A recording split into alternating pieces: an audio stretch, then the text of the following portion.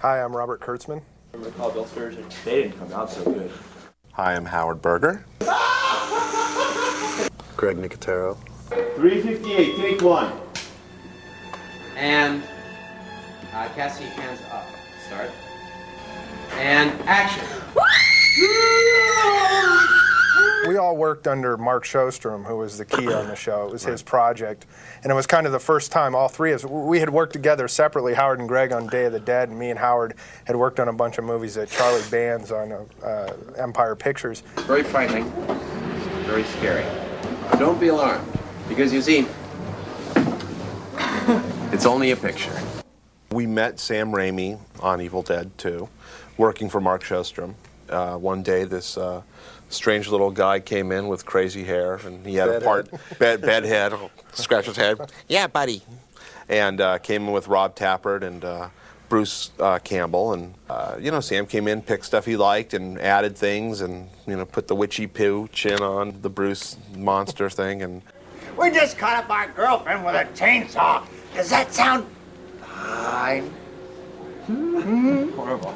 it wasn't until we got to location that we actually started a friendship with those guys. Hey, what are you doing here? Hey, why are you? We were there on nights shooting in the forest. We were on that terrible set, that was 300 degrees on 4th of July, puppeteering underneath the stage, books and deer heads. Remember that?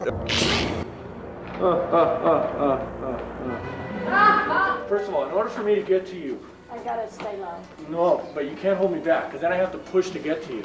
Then I have to push to get to your head, so you have to allow me to get on your head. Okay? Let him get on you. You know what I mean? When we worked on Evil Dead 2, once again, Mark Sjostrom was the boss in charge, and it was the three of us, Aaron Sims, Shannon Shea, and Mike Tursick. And that was the crew that built everything for Evil Dead. My first day of work was right around March 9th or March 10th of 1985.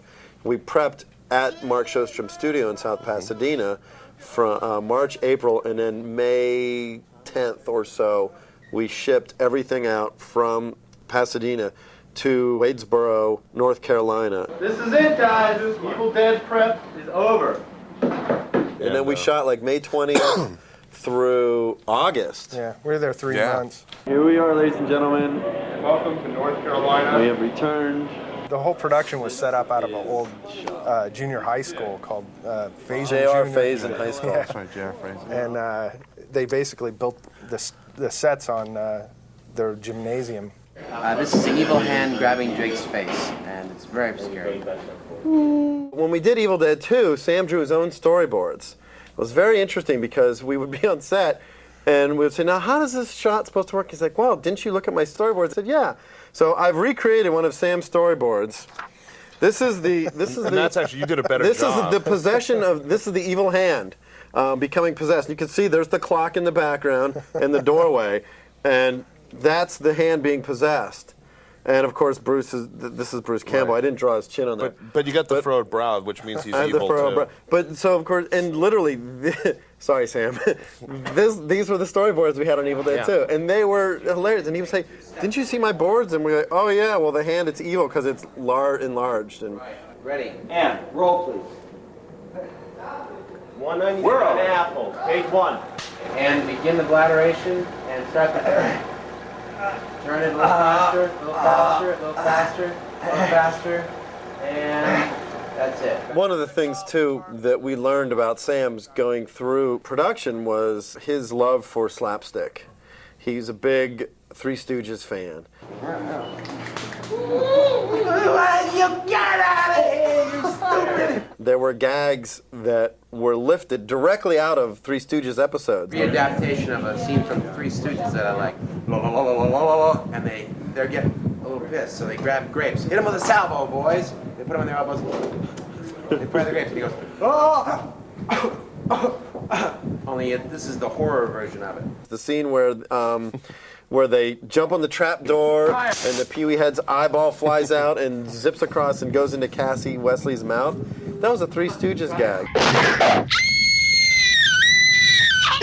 His sort of sense of humor played out as we got to know him. One of the funnier things was when we got to location, they had written a new scene, and the new scene involved Ash going into the work shed with Linda's severed head, and he puts the head in a vise and he tightens the head, and then through the doorway bursts open and Linda's severed torso comes in with a chainsaw over its head. And I remember reading that going, wow, that's really creepy. I mean, that's going to be scary as hell when we shoot it. It's a great idea. Oh, hello. We're about to shoot the Linda chainsaw sequence. She's going to come buzzing to the door there. And then she'll come back to a point over here. Wait, where'd he go? Down there. Just a little film joke. Then when it came time to actually shoot it, It was real high tech. I realized that, you know, Sam's like, all right, bring the Muppet in. We're gonna this, and we literally attached a plastic chainsaw to the top of the torso that Mike Tursick had sculpted. Somebody was up above. I was on the skateboard. Like Oh, you're on the back. skateboard down below, and I think was I above or somebody? One of us was above with monofilament, holding the chainsaw up. I just want to see the arms up for a moment. Double check this lens. So the door bursts open, and this Kermit Muppet comes through the door. 1, 2, 3, now.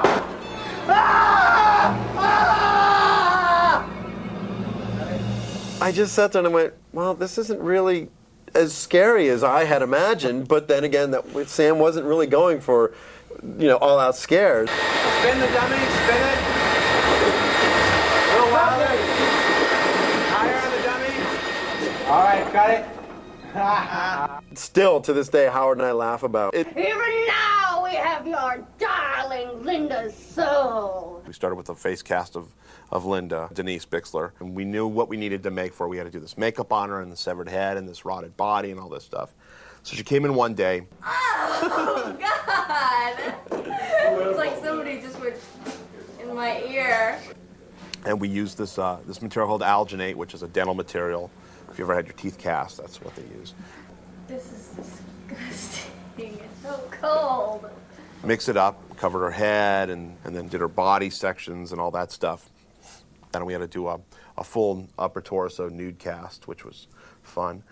But you missed the fun part when they were putting Vaseline and Pam on my boobs. And they really liked it a lot. Oh, I think you liked it more than we liked. I did. I hate it. Oh. They. Oh. Molded that, pulled it off, filled that with plaster, and we ended up with plaster positives, a plaster likeness of the actor. From that, we clean it up, we do more molds on it, and we're able to pull out pieces that we need, be it plaster or clay. For like Linda, for the severed head, we needed to pull a clay sculpture out. So we did a clay press, it's called, and pulled it out. And Mike Tursick handled all that stuff, all the artwork on that, and he resculpted the head the way we wanted with the smile. And Sam really wanted her to be like this porcelain doll, like this China doll, and Bob came up with the makeup to do that. And for when her head's severed and her head's in that vice grip thing, there was a hole in the table and she popped her head up, and we had the neck appliance kind of jet out, glued down, and kind of came out like this, and brought the whole ledge of where it's been cut off out farther, so we were able to cheat her neck back opposed to it being so tight and trying to hide her real neck and shoulders. So she had dentures and contact lenses, like little sharp Barbarella doll teeth and stuff like that.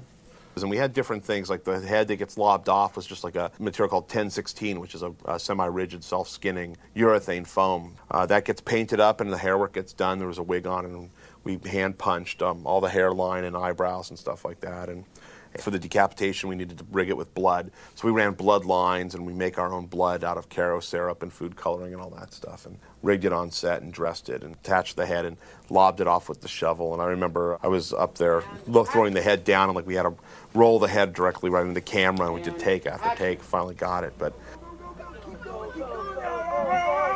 Yes! Take two. Ready, and action.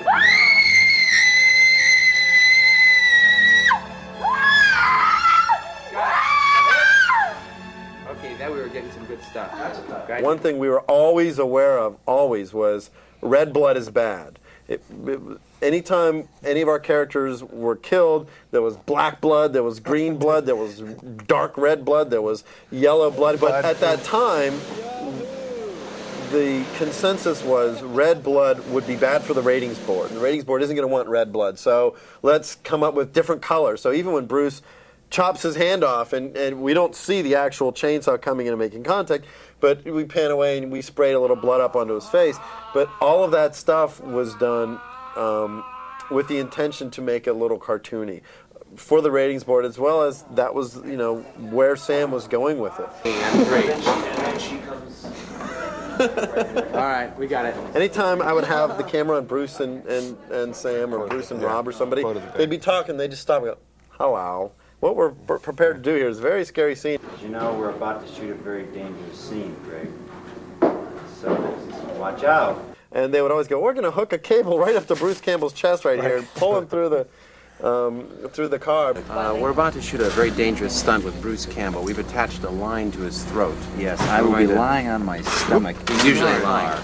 Yes, and they're going to be hooking up through my skin. I've got to go now, Sam. They're going to hook me up. Good luck to you, Bruce. Thanks, Good luck. Sam. We know this is very dangerous. I hope you can survive this. Thank you. 1, action! They built basically a box with that protected the camera on a pole, and they would ram it through the car windshield, and it would go through the back of the car and out the front of the car and over the hood. So it was the Ramo cams. Sam just loves to torture Bruce. 5, 6,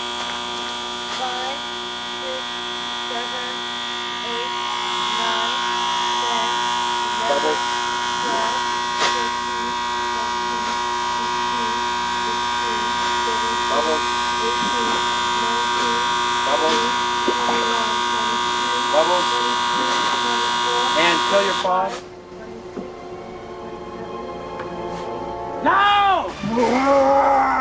It was one of the funniest things, and if you watch any movie, Sam tortures Bruce at the moment's notice. Okay, now attack Bruce wildly. And beat him. 1. And go for it again. Higher. In a lot of the video that I shot on set, you can see the rapport between the two. They're always hamming it up. They're always having a good time. But the shot where Bruce is being propelled through the trees on the Samo cam, which was called, where it rotated him around, Sam was the first one there with branches to smash Bruce with the branches, just to torment him, because that was his nature. He had a slapstick side to him, but he was very mischievous, and he was sort of like the kid in the candy store. Why you? But I think the person that was tortured more than Bruce was Teddy. Ted Raimi, Sam's brother, who played in the Henrietta monster suit, and we had Ted in that full suit and full prosthetics and contact lenses. And the first thing we shot with Ted was him bursting out of the sand, and he got sand in his eyes, and he was screaming. I mean, the guy was screaming bloody murder, and Sam was just there the whole time, like, "Come on, buddy, don't be a baby, you're fine." Well, it was his younger brother. Yeah, he tormented him to no end. No, it's okay. We'll pick it up the next day. You did great. You did great on all accounts. I mean, just imagine being completely encased in rubber and urethane, and no way for your body to breathe. So Ted, how does it feel to be stuck in that costume all day? It's inexplicable. It's beyond your wildest nightmares. For Ted, it was incredibly grueling. At the end of the day, we would take off his latex feet and pour out the sweat that was probably an inch of which was white because of the powder, because we had to powder his body down to get him into the suit and everything. So this white, sweaty muck would just pour out of his feet. He was losing and legs. pounds and pounds every single day in that suit. Ted was the first actor we saw. So Teddy came in, and we, it took 3 months, I guess, to do the makeup in the suit. Now the best thing so the plaster doesn't stick, right? We had a fiberglass body of Ted Raimi that we first brought him in, and as you can see in the video, a full body cast of him. Funny thing about being in plaster, and that is... We did a polyfoam outer skin, which now we use foam latex, but at the time we didn't have an oven big enough to bake a full body cast in. So we did fiberglass molds on Henrietta and then did a polyurethane foam skin.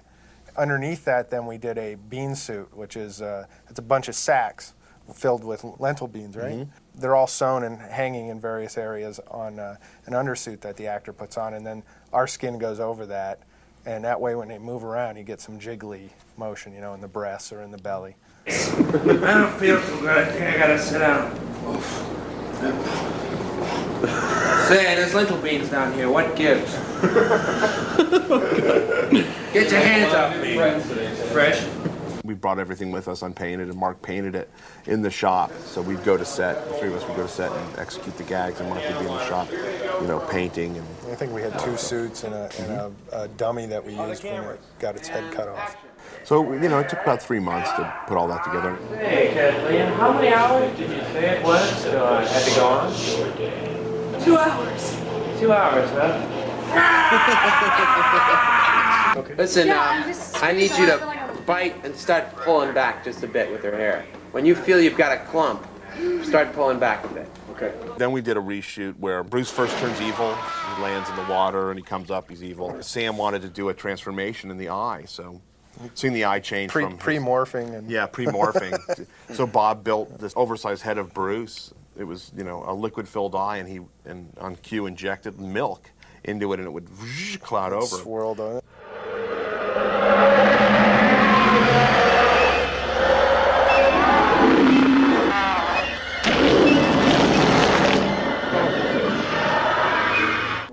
And action. Eyes. I was the contact lens technician on set. They would have to rehearse all the scenes without their lenses in so they could see where they had to go. Then they would go, okay, we're ready to shoot. And I would run in, put all their contacts in, and then they would do the scenes. But what people don't realize is their contact lenses were completely white. There was no hole for the pupil for them to see. 3. Hold it. So they were completely blind. They would rehearse every sequence, then we'd put the lenses in, and then they would have to act. So a lot of times when you see them sort of jerking and walking, and they're not sure, if they look like they don't know where they're walking, they didn't know where they were walking Especially because they're Evil Ed. completely blind. Yeah. Especially the shot with Danny Hicks where Bruce pops up behind him and has to grab him in the face. You can see Bruce come, and he's sort of feeling for where the actor's face is because they were completely blind. And the scene where Bruce is breaking the dishes on his head, that was one of the first sequences that we shot. Bruce did all his own stunts. Especially when he grabs the back of his head and flips himself in the kitchen after he does the whole dish breaking on his head. Yeah, that was amazing. Bruce is the king of that, flipping himself over. You know, he's the king of that and the king of acting in reverse. So Yep. he's the only guy that can do acting in reverse just right. It's perfect.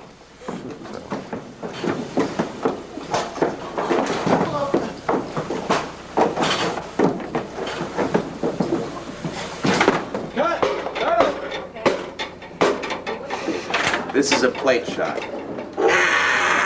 Bruce is really, really involved with everything. I mean, that pertains to him, you know, his look and his gadgets and all that stuff. Pee-wee head's going down, man. He's going down. Bruce sort of faces off with Henrietta and her head transforms. We had, you know, the head on a big rod, and then I was hand puppeting a lot of that stuff as well. You can be tilting from left to right, right to left.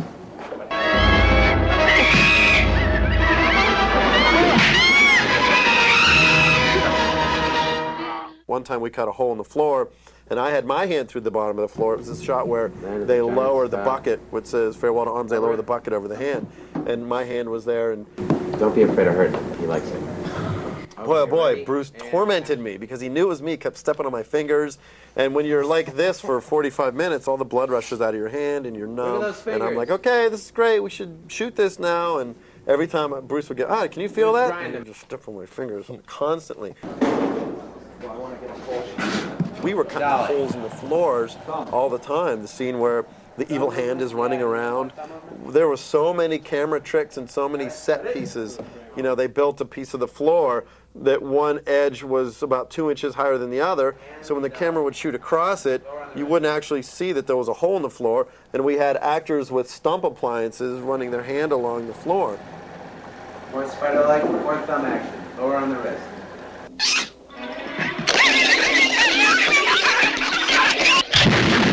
When Linda's severed head falls into Bruce's lap and comes to life, and she has her lines of dialogue. Hello, lover.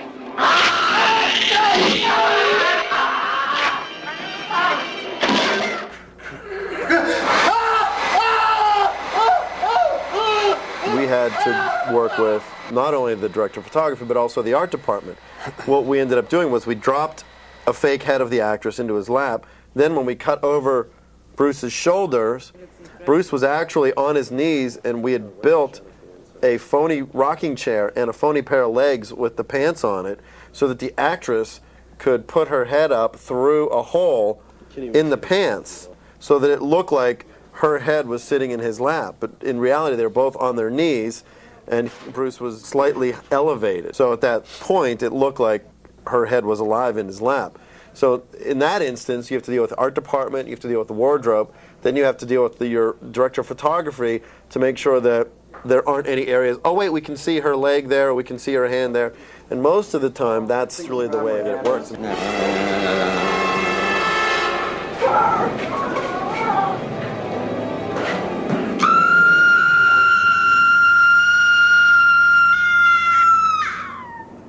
So how was it, Cass? Oh, it was like wonderful. Was it good for you? Dude, It was good for me. Now put it back in, boys, just like they were.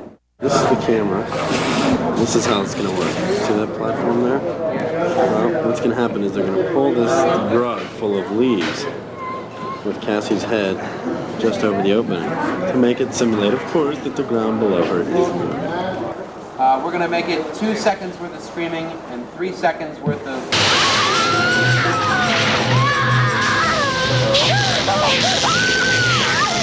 Roll, please. Keep clear of the carpet. Shake late. Ready? Windolate.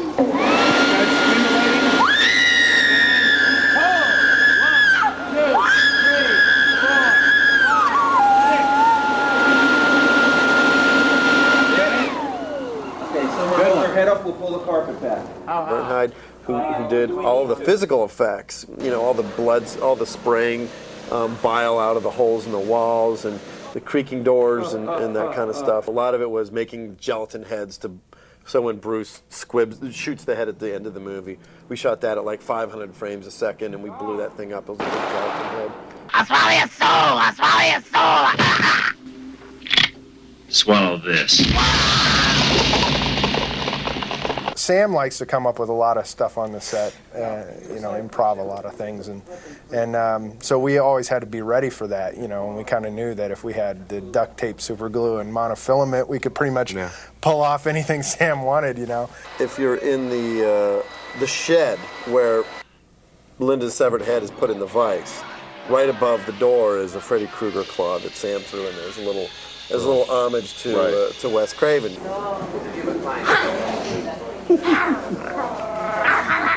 When Cassie actually swallows the eyeball, that was a reverse shot where we put the eyeball in her mouth on a piece of monofilament, and on action she pretended like she was acting in reverse, and the eyeball shoots out of her mouth, and then when they flip the film, you see the eyeball go in. But you can see the monofilament. Mm-hmm. If you look closely, you can see the monofilament sticking off of the eyeball before it goes into her mouth. You can also, even though it's blurry, you can see some of that rod. Right. My favorite thing is when Bruce is being chased by the evil force of the house. It starts outside and then, you know, bang, and Sam puts a black frame in and we go inside the cabin, which was a set. If you look up top, there's no roof to the cabin, but there's all the struts and extension cords and lights and all that stuff because they framed up a little too high. I think you even see somebody standing up there, there, manned by the light. Yeah, so if you look up for that scene, it's the first time Bruce is being chased through the house. Ted Raimi is spinning around on the wires, grabbing, forget what, Sarah Berry's hair, you know, and they say, Henrietta, doing the whole routine. As he's spinning around, if you look at his ass, it's just a giant tear in the suit running. You can see his whole ass and underwear through it. But it's spinning, but you can... And action take. I'll grind your bones to paste! You just catch it for a second, but it's there. There's a sequence where Bruce grabs an axe, and he has hacked the character to pieces. And what we did was we built a fiberglass jointed body that we were underneath the set operating. So on action, we had a jointed body that you guys were down there shaking the body so that the body's convulsing. We had somebody with their hand through a hole in the floor. We had another person with their leg through a hole in the floor. We had fake legs. And originally what had happened was once he initially chops off the top of Evil Ed's head, the body gets back up and starts running around and chasing the characters with a big giant slash across the top of the forehead. And so we made this little tiny brain, and we made these weird like cobweb things that were in there. And unfortunately, that scene doesn't. I don't even think there's any footage left, because Sam had asked me one time if I still had that, because that's one of those sort of lost scenes. The only place it exists is on the video that I shot on set. Okay,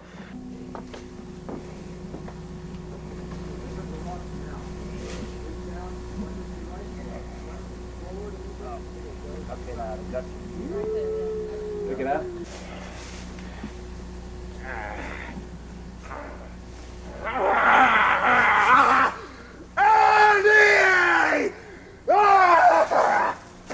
Take 2. Ready, and action.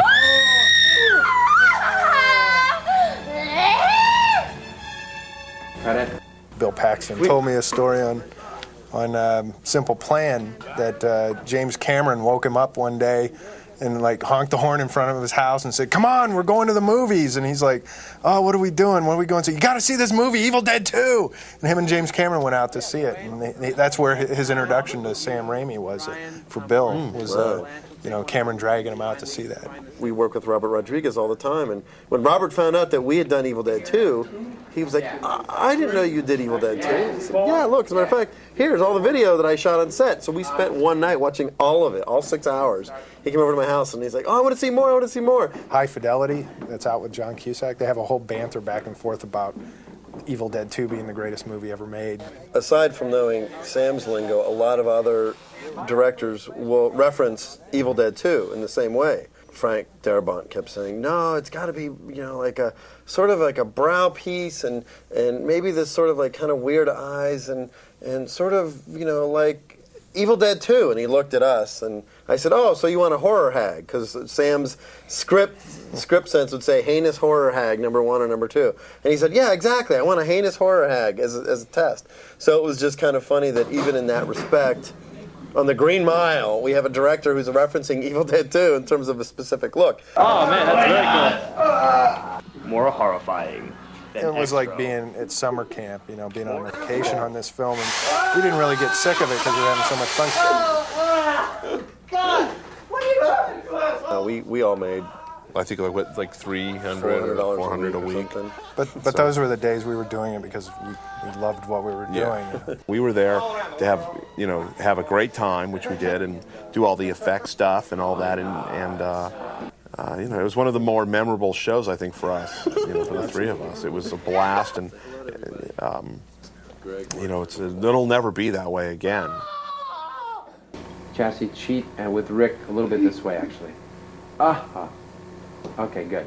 Ready, and action.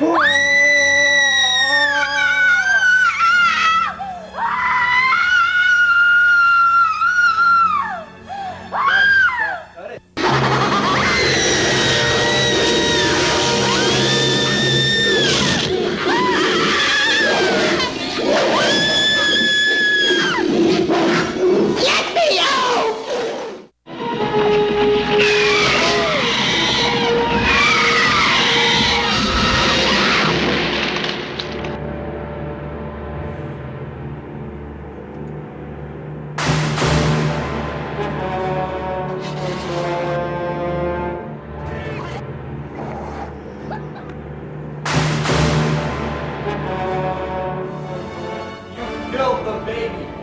No, I've conquered brain death. I'll give it life.